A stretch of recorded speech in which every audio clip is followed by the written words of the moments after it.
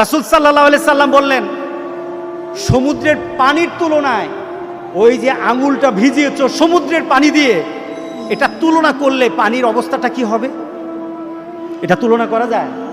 আপনি গ্লাসের পানির মধ্যে আঙুলটা চুবান, এরপর আঙুলটা ভিজিয়ে গ্লাসের পানির সাথে তুলনা করলে কি তুলনা হয় নাকি? এটাই তো তুলনা হয় না। রাসূল বলছেন, গোটা পৃথিবীর সকল পানির তুলনায় বলো তো আঙুলে ভেজা পানিটার কতটুকু পরিমাণ হতে পারে?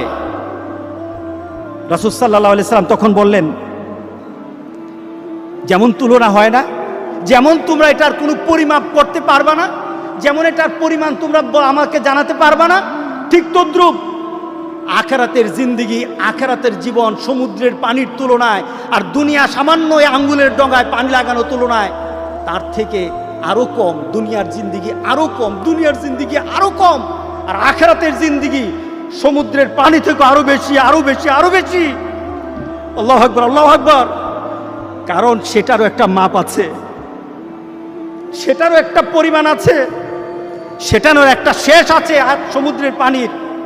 কিন্তু আখিরাতের জিন্দেগির শেষ বলতে কিছু নেই, আরম্ভ আছে, শেষ হবে না, হবে না, শেষ হবে না।